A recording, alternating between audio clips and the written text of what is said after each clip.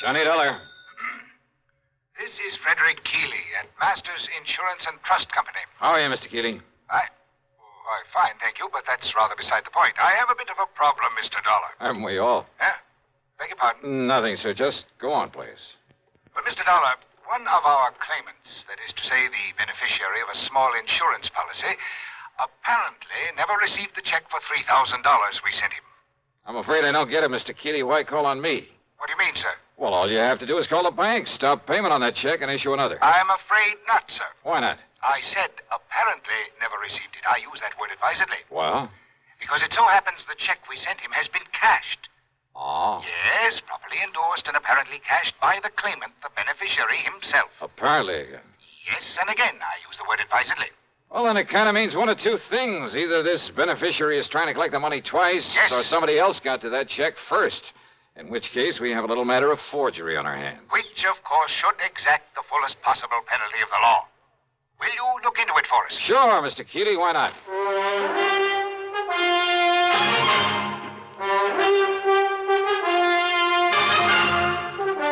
CBS Radio brings you Bob Bailey in the exciting adventures of the man with the action-packed expense account, America's fabulous freelance insurance investigator. Yours truly, Johnny Dollar.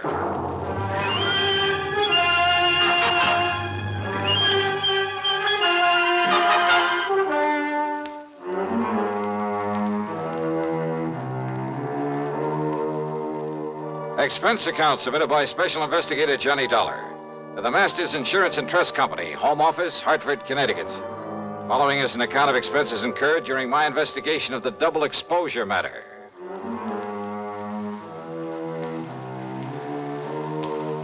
Expense account item 1, $1.20 for a cab to Keeley's office on the 10th floor of the Star Record Building. He's a man of about 60, I'd say, short, stout, and rather pompous in his manner.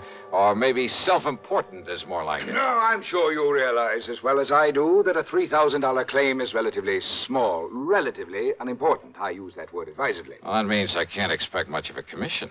Huh? What's that? Nothing, sir. Go ahead, please. Yes. The fact remains that if the claimant, the beneficiary, thinks he can get away with collecting twice on the policy... Seems to me he'd have to be pretty stupid to try a thing like that. Oh, you're right. You're entirely right, sir. Exactly the way I feel about it. And Peter Upman is not a stupid man, so far as I have been able to determine. Upman? The beneficiary. In other words, it becomes evident, and I use that word advisedly, that someone else got hold of that check, endorsed it with Peter Upman's name, signed the receipt, of course, and, shall we say, left for parts unknown. In other words, we are faced with a case of forgery. Yeah, I think I suggested something of that sort. Why, yes, of course you did. And forgery is a serious matter, sir. I'll go along with you on that. Not only in this particular instance, because of the relatively small amount involved, and I use that term advisedly. Oh, I'm sure you do. But because it could lead to other attempts where perhaps much larger amounts could be involved. So you want me to see if I can run down this forger for you? No. No? Why do you say that? If we are to believe the People's National Bank over in Milford. Milford, Connecticut? That's right. If we are to believe them, the personnel concerned, their actual photographic record of the transaction, there was no forgery. But I thought you just finished saying... What's that? Mr. Dollar, according to them, and I have no reason to doubt them in the least, Peter Upman himself appeared, endorsed that check, cashed it, and left with the money. However... Yeah? I have here a properly signed deposition to the effect that Upman not only never cashed that check, but that he never saw it. Oh, no, this doesn't make sense. We have no reason whatsoever to question the validity of this deposition. You're sure of that? I am certain of it. But you can't be. That is why I have called upon you. Somehow, Mr. Dollar, you must bring the criminal, whoever he is, to justice. Will you do it, sir? Well... Yeah, sure. Why not? And I use that term advisedly.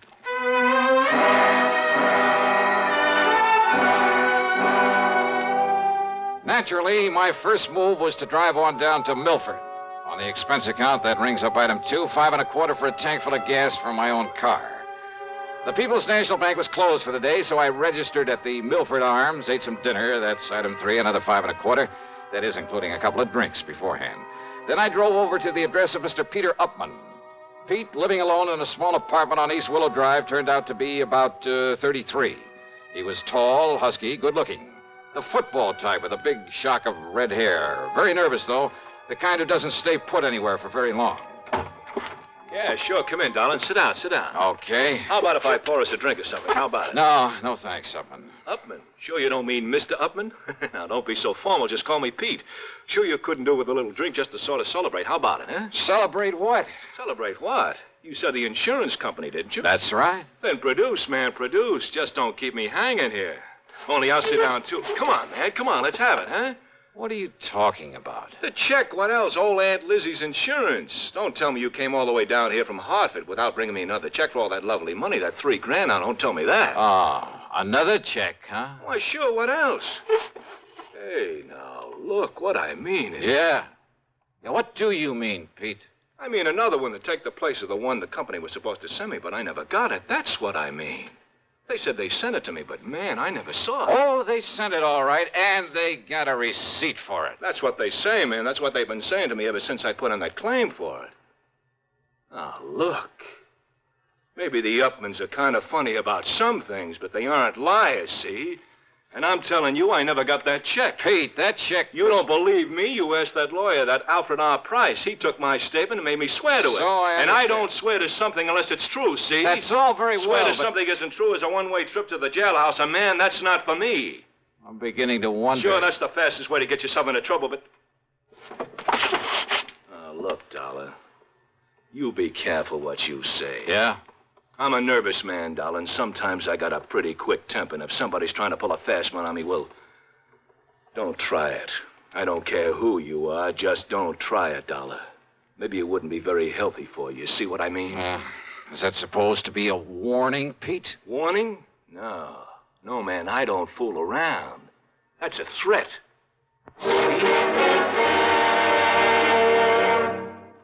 And now, Act Two of yours truly, Johnny Dollar. Trying to reason with Peter Upman didn't work. He was much too anxious to use his fists.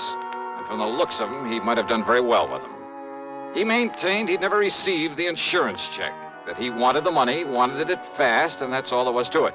That I had my choice of getting it for him or else. He made it plain that if I didn't like his attitude, he'd be perfectly willing to pound some sense into my head. So why stick my neck out when I figured I could get all the information I needed from the lawyer, Mr. Alfred R. Price? And Price, living in a lonely home on the north side of town, was somewhat different from his hot-tempered young client. I'm afraid you'll just have to forgive Peter his somewhat belligerent attitude. He comes from a very wealthy family over in New Haven. I was their attorney for many years. They tried to spoil him, make him the same lazy, indolent sort that his sister and his two brothers are. One of those things, huh? But Peter would have none of it. He was determined to make something of himself entirely on his own. I see. As a result of his stubbornness, his defiance, and his father's unreasonable attitude, well, his father blandly told him he was cutting him off without a penny. Well, how do the other kids feel about him? Well, there's no love for him, believe me. But how's he made out? Very well, Mr. Dollar. He owns a little electronics shop. More important, he's the only member of the family who has any real knowledge of the value of money, simply because he's the only one who's gone to work for it. Which explains, I suppose, why he's so anxious to get his hands on the $3,000 insurance that his aunt left. Oh, he can use it, too. That is, if he hasn't already got it and is simply trying to bluff his way into another $3,000. No, don't you believe it, Mr. Dollar. Peter could no more think of such a thing. Well, you seem pretty sure of that. Well, I've known him since the day he was born, and have liked him in spite of his hot temper. And I'm absolutely certain he would never attempt anything out of line. Well, you're pretty convincing, Mr. Price. Well, after all, I'm a lawyer, Mr. Dollar. But the fact remains the company sent him a check. It was properly endorsed. The money was paid out. But not to him. Well, how can you be sure? Because he says it wasn't. And that's good enough for me. But in that case... Have you talked to the people at the bank, to the teller who made the payment? No, I haven't. Have you seen the photograph of the actual transaction as it took place? So you're the second one to mention such a photograph. Very ingenious device there at that bank. I suggest the first thing in the morning you go down there, see it, talk with the president, Mr. Oliver, and then see what you think. So first thing in the morning, I was at the bank talking with Mr. Barton Winfield Oliver, the president. Yes, a very ingenious device, Mr. Dollar, when it works properly. Oh, what do you mean by that, Mr. Oliver? It's called a photo register, one of the very first models to be installed in a place of business. Actually, it was an experimental Well, model. just what is it? What does it do? Comparable devices, much improved, of course, are in use throughout the whole country now. What does it do, sir? It automatically takes a picture of everyone who steps up in front of the teller's cage. Oh, yeah, I think I've heard of such things. Of course. Yeah, aren't they used in a lot of supermarkets, places like that, to make a photographic record of people who cash checks in them? Yes. And as a result, the incidence of bad checks in those places, why, they're almost a thing of the past. All this means that you have a picture of the man who cashed that insurance check. Yes, I have. May I see it, please? Yes. Because if it is a picture of young Peter Upman, I don't care what his lawyer says. Here you are, Dollar. If this is photographic proof, it was he who... Huh? Yes. Oh, now, wait a minute. Well, that was an you early... mean to say this is the best that fancy machine of yours can do? It was an experimental model. Why, this could look like almost anybody. In the beginning, it was very good. Made very clear pictures. Well, it certainly doesn't anymore. But only the head cashier and I know that. Huh? The general public don't. They think it operates as well as ever. So it serves its purpose. Yeah, how? Because anyone thinking of trying anything is scared by it. Oh, great. Then this photo doesn't really mean a thing. Oh, sure, in a way it does look somewhat like Peter Upman. Same build, same general sort of face, even the same shock of hair. But it's so blurred, so indistinct, like a double exposure. Yes, I know. But when Mrs. Eberhardt says that it was Peter... Who's Mrs. Eberhardt? She's one of our oldest, most trusted employees. The teller who waited on him. Oh, let me talk to her, please. Certainly. Mrs. Eberhardt, will you close your cage for a moment and come here, please? Certainly, Mr. Oliver. That's the one? It is. She's been with the bank much longer than even I have. Almost from the beginning. She knows more about the people here in... Mr. Dollar, what does this mean?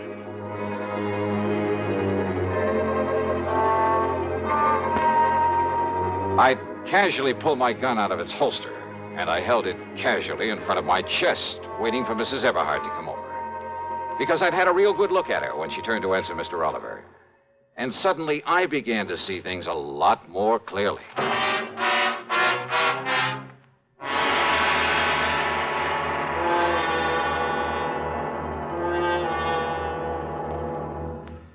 And now, Act 3 of yours truly, Johnny Dollar, and the double exposure matter.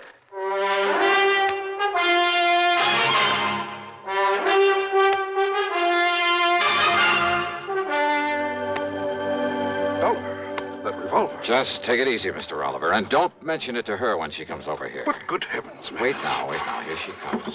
Yes, Mr. Oliver, you wished... Oh, I'm so sorry, Walter. Okay, Abby. Only I'm not Walter, I'm Jim. Oh, yes, of course, Jimmy. Right over here, Mrs. Eberhardt. Oh, I know, Mr. Oliver. I can...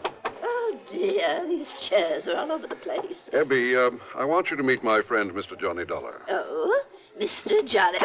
Oh, I am so sorry. I didn't mean to bump into you, That's Mr. all Dollar. right, that's all right. But how do you do? Oh, and I see you smoke a pipe, too, just like Mr. Oliver does. Yeah, you'd better take a real close look at this, Mrs. Eberhardt. What?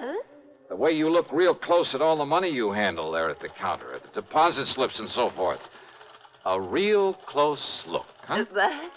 Oh, why, it's a pistol. Yeah. But good heavens. How long since you've had a new prescription for those glasses of yours? Now, look here, young man, if this is a hold-up... How long? Shall I cry for help, Mr. Oliver? No, Abby. Better answer my question. Young man, I don't see that it's any of your business. I thought so. And if you're here in the bank for any nefarious... And this is the person who identified Peter Upman for you. Now, look here, Dollar. Yes, you look here, young man. Look, huh? That's right. Mr. Oliver, hasn't this bank of yours got a nice, generous pension plan for an old and faithful employee who's blind as a bat? I beg Item 4, 10 cents for a telephone call to the lawyer, Mr. Price. Item 5, $1.50 for a leisurely lunch at the hotel, after which I wandered around the town a bit, then drove on over to the lawyer's office. I tried to call you at the hotel, Mr. Dollar, but they told me you'd left. Yeah, no, I was out taking a little walk. Look here. Do you think these will be of any help to you? Who knows, but I certainly hope so. Now, this is Janet Upman.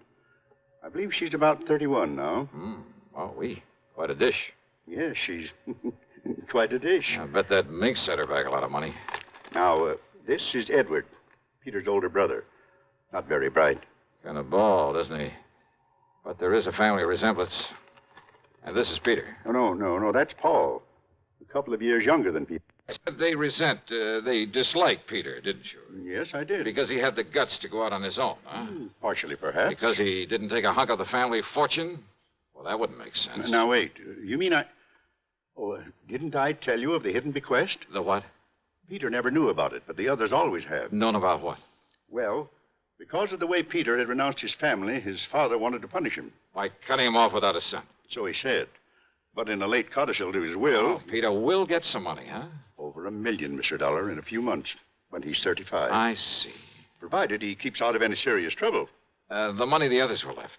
Millions, Mr. Dollar. I'll bet they've been going through it like a tornado. Yes, I'm afraid so. All right, then, Mr. Price, if I can bluff my way with this picture from the bank, and if you're any kind of an actor, well, let's get busy.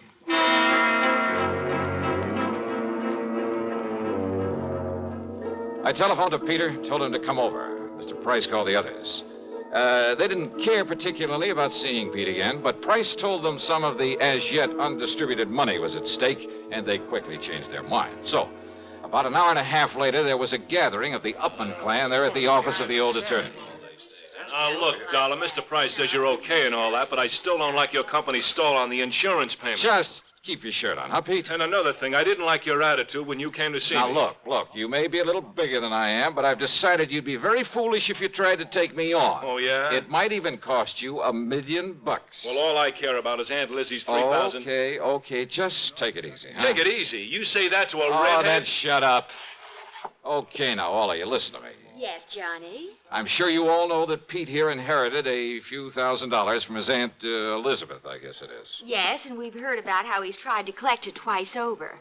Well, if you ask me, Johnny... Thank you, Janet, but I am not asking you. Well, if you ask me, Pete ought to be locked up for trying such a silly, childish thing. Yeah?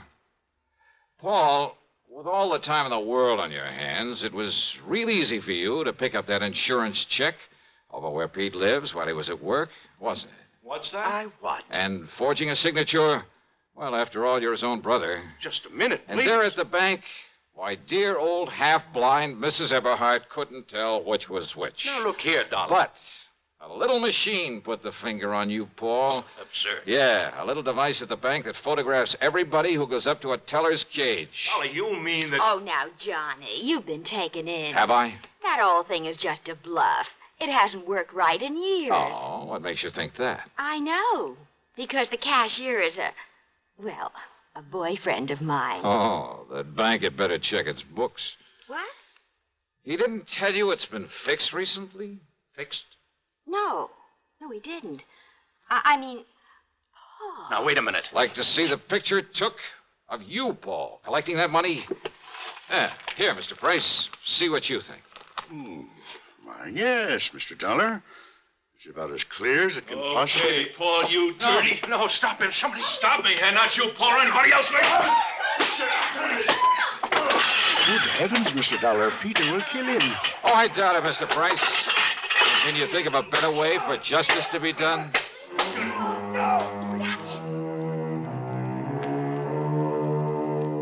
Yeah, Peter paid Paul on this one, but I mean royally. And I must confess it did my heart good to watch him. And Pete, bless his fighting Irish heart. Yep, he'll be a millionaire one of these days. He's earned it. Expense account total, including hotel and food, $17.20. Yours truly, Johnny Dollar.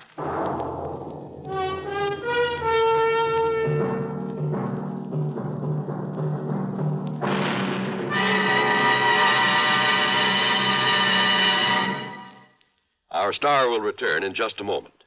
Now, here is our star to tell you about next week's story. Next week, a story of a deadly swamp and 4 dedicated killers. Their intended victim? Well, join us, won't you? Yours truly, Johnny Dollar.